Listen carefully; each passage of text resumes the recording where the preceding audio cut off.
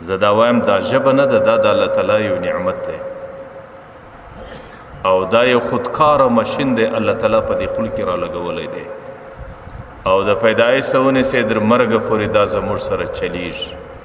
نه په دې کې ستړیا راځي، نه پر دې باندې خرچه راځي او نه د دې په استعمالولو کې مشقت راځي او نه پر دې کې پر موږ باندې څه تکلیف تیریږي او دومره عظیم نعمت دی. زما دا عقیده ده چې د دې نعمت قدر دا ټوله دنیا نسی، د دې قیمت دا ټوله دنیا نسی پیښولی. که یو سړي ته دا وایي چې د ژبې قوت در څه اخم خبرې به نسی کولی او ټوله دنیا در کوم، زما د یقین دی که هوښیار سړی هغه دې سودا ته نه تیارېږي. نو د دې معنا دا ده چې دا ټوله دنیا د دې ژبې قیمت نه لري، لیکن غم دا دی چې ما او تا ته په مفته کې را رسېدلی ده، نه مې پر دې باندې مال او دولت لګېدلی دی، نه مې په دې باندې مشقت او ستړیا لګېدلی ده. نو ځکه زما او ستا سره د دې ژبې قدر نشته.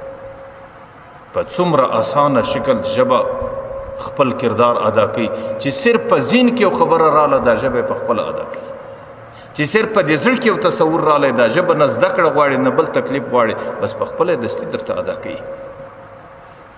ځکه ژبه دا د الله تعالی نعمت دی او د دې نعمت پوښتنه الله تعالی کوي او دا نعمت الله تعالی د انسان لپاره ډېر عظیم نعمت ټاکلی دی. نو د دې نعمت قدر کول او د دې نعمت قدر دا دی چې ژبه په داسې شکل کې استعمال کړي چې د الله تعالی د رضا وي. په یو منټ کې دا ژبه انسان ته ډېر غټ اجر او مزدوري پیدا کوي. یو سړی دی 100 کاله په کفر کې تیر کړ، 100 کاله په ګناه او په زنا کې تیر کړ، 100 کاله په ناروا او نافرمانی کې تیر کړه، لیکن په دې ژبه باندې صرف دا یوه کلمه په یو سکند کې ادا کیږي چې لا اله الا الله محمد رسول الله. الله تعالی د دې یوې کلمې په خاطر د 100 کالو ګناه ټوله ختم کړه. 100 کاله دی د الله دشمنو د دې یوې کلمې د ژبې په خاطر اوس د الله دوست. 100 کاله د زندگی جهنمی و د دې یوې کلمې په خاطر چې په یو منټ او یو سکند کې ادا کېدله، اوس د دې سړي زندگی جنتی زندگی سوه. دا دومره انقلاب په کومه وجه رالی چې د 100 کالو زندگی په یو منټ کې په د دشمنۍ زندگی په دوستی باندې بدله سوه او د کفر زندگی په اسلام باندې بدله سوه. دا کمال ټوله د دې ژبې چې په یو سکند کې وکړي. بس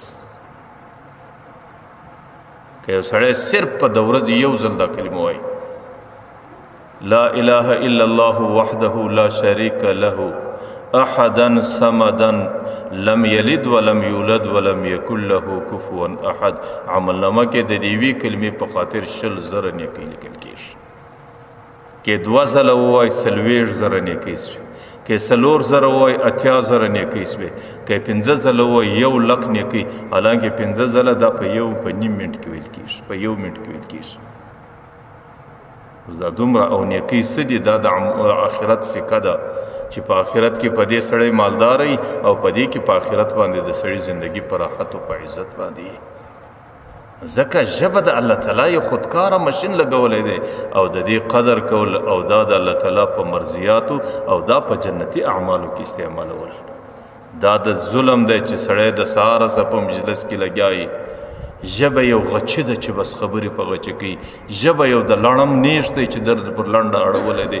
دې ته لغازي خبره کړې، دې ته تیزه خبره کړې، دلته د غیبت مجلس کړی، دلته د بهتان مجلس کړی او په دې خبره د چا زړه زیر کړی او په دې خبره باندې چاته تکلیف رسولی.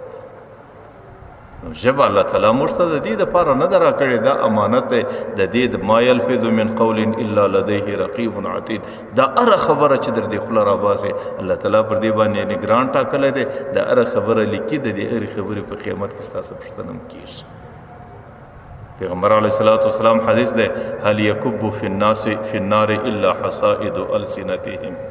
پیغمبر علیه السلام په جهنم کې چې څومره ډېر خلک پړ مخې پراته دي چې ورسې د هغې معلومات څه وکړي د اکثریتو سبب د ژبې تیزي، د ژبې د تیزي په خاطر په قیامت کې ډېر خلک په جهنم کې پراته دي.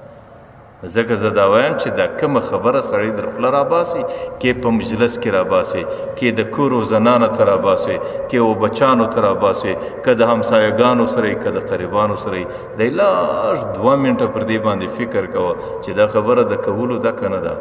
په دې که خبره کې زما د دنیا او د آخرت نفع سته که نسته، او که په دې خبره کې زما د دنیا او د آخرت نقصان سته. که نفع وله بیا یې کوه، که نقصان و بیا یې مه کوه. دا خبره که ته ما ته وایې چې یاره دا خو به چې د هرې خبرې څه مخکې زه فکر کوم نو زما ټوله زندګي به په سوچ و په فکر کې تېره شي. ګوره دا د مشق سره کار لري چې کله سړی دغه عادت روان کړي چې هره خبره به زه په فکر کوم نو په ابتدا کې هره خبره د سړي څه 2 دقیقې سوچ و فکر غواړي، لیکن وروسته الله تعالی د انسان د فیصلې په قوت کې دونه تیزی راولي چې وروسته بیا ډېر کم سوچ و فکر غواړي. او چې کله نورم پر دا ترتیب باندې وچلې دی اخر سړی یو داسې منزل ته ورسېږي چې الله تعالی د سړي د خولې څخه غلطې خبرې په خپله ختم کړي. هره خبره چې بې فکرې راباسي هغه سیده خبرې، هغه د مصلحت خبرې، هغه د ګټې خبرې، هغه د نفع خبرې، په هغې سره د مسلمانانو دل ازاري بیا نه کېږي. دغه د الله فیصله دا ده والذین جاهدوا فینا لنهدینهم سبلنا. الله وایي ته خو لږ محنت وکړه چې لار بیا زه څنګه اسانه کوم، ته خو پر دې خبره باندې لږ فکر روان کا. الله تعالی وایي دغه فکر زه کوم او د دې څه مخکې الله تعالی وایي د فیصلې او د خبرې قوت دستي زه په خپله په دماغ کې در اچوم. ځکه په دې باره کې ډېر احتیاط کول. پیغمبر علیه الصلاة والسلام حدیث دی چې مسلمان حقیقي هغه څوک دی چې د هغې د ژبې سا، د هغې د لاسه سا، د هغې د زندګۍ څخه خلک